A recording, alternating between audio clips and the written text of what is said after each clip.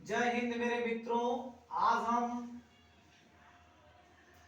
कक्षा 9 का प्रश्नावली 14.3 का जो भाग सांख्यिकी का प्रश्नावली 14.3 लेकर आए हैं।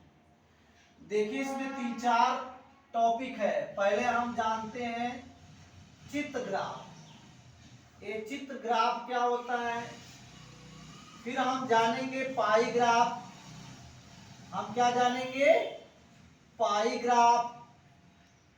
फिर हम जानेंगे दंड ग्राफ। फिर हम जानेंगे आयत ग्राफ। फिर उसके बाद बहुभुज।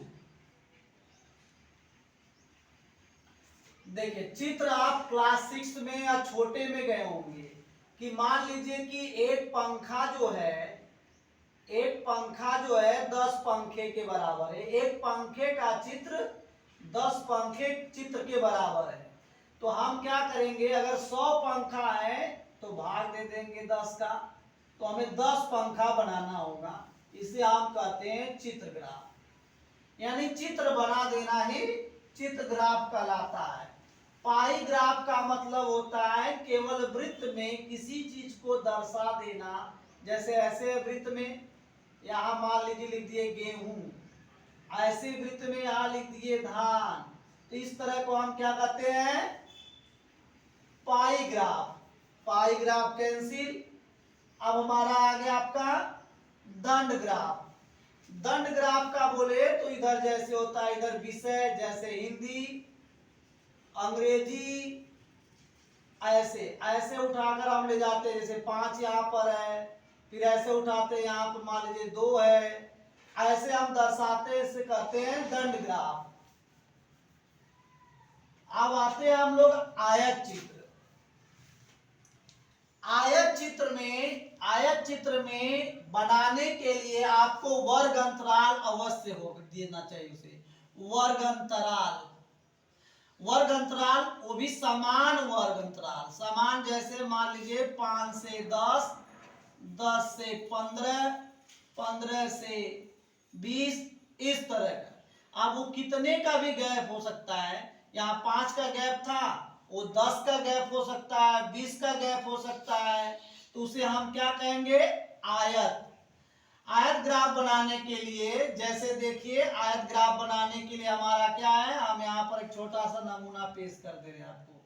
यहाँ से अगर मान लीजिए 0 है, यहाँ 5 है, यहाँ 10 है, यहाँ पर आपका 15 है, तो हम 0 से उठाएंगे, ऐसे जाएंगे और ऐसे करेंगे, हो गया।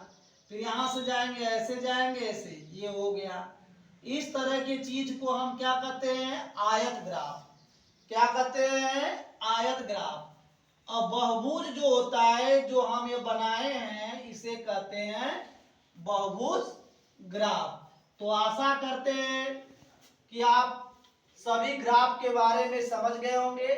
प्रश्नावली 14.3 का यह क्वेश्चन नंबर कौन सा है बच्चों? कौन सा जी? Question number 7। क्वेश्चन नंबर 7 पहले इस तरह लिखेंगे, वर्ग अंतराल नहीं दिया है तो उसे समान वर्ग अंतराल में बदलेंगे। जैसे इसका पहले दिया था 1 से 6, फिर 7 से 13, फिर उसके बाद दिया था आपका नहीं 7 से 12 दिया था, फिर 13 से 18 दिया था। इस तरह से दिया था। तो इसको हम समान अंतराल में चेंज करेंगे। यहाँ टी में की बारंबारता कितनी हो लिखेंगे। फिर हम मध्य बिंदु निकालेंगे। मध्य बिंदु निकालने के लिए निम्न सीमा और उच्च सीमा को जोड़कर बटे 2 करते हैं। इन दोनों को जोड़ेंगे और 2 का भाग दे देंगे। इसी प्रकार सब करेंगे। सब नहीं करना है, सब में भाग नहीं देना है। 1 जोड़ दिए, भाग दे दिए। गैप कितने का है? 6, तो इसमें 6 जोड़ देंगे। 3.5 में 6 जोड़ेंगे, हो जाएगा 9.5। 9.5 में 6 जोड़ेंगे 15.5। इस तरह जितना अंतर रहेगा वही इसमें अंतर जोड़ते जाएंगे। पुनः हम निर्देशांक बनाएंगे, अर्थात मध्य बिंदु पहले लेंगे, बारंबारता बाद में। इस तरह हमारा निर्देशांक हो जाएगा। अब ग्राफ बनाने के लिए सबसे पहले हम x अक्ष और y अक्ष खींचते हैं। y अक्ष जो ऊर्ध्वाधर लाइन खींचा जाता है इसे y अक्ष, जो क्षैतिज लाइन खींचा जाता है समतल में उसे अक्ष। और ये तीर दिखाना बहुत जरूरी होता है, इसका मतलब इसके आगे आप जा सकते हैं और इसके इधर का मतलब। अब इसके बाद हम यहाँ पैमाना लेना हमें बहुत जरूरी होता है। अगर आप पैमाना नहीं लेते हैं तो नंबर कटने के चांसेस है। तो x अक्ष पर 8 सेमी बराबर 0.5, y अक्ष पर 8 सेमी बराबर 2 के ले सकते हैं।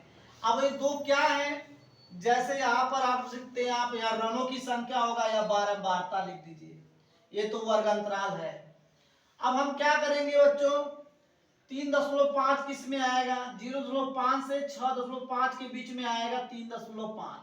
तो यहाँ एक बिंदु लेंगे, फिर उसके बाद 2 y अक्ष का 2, फिर ये दोनों को ऐसे मिलाएंगे, जहां मिलेगा वहां एक डॉट दिखा देंगे। पुनः यही वर्क इससे करेंगे, फिर इस वाले से मिलाएंगे, इसको देखते हुए और मिलाते हुए। जब सारे बिंदु मिल जाएंगे तो एक बिंदु को दूसरे बिंदु से मिलाकर ऐसे लाइन खींच देंगे। लाइन खींचते समय ध्यान रखिए, लाइन खींचते समय हम स्केल का प्रयोग करेंगे, पटरी का प्रयोग करेंगे, लाइन सीधा होना चाहिए। लाइन खींचते समय एक बिंदु से दूसरे बिंदु मिलाए, नहीं कि यहाँ पर ऐसे ऐसे ऐसे ले जाएं, ऐसे ले जाना नहीं है।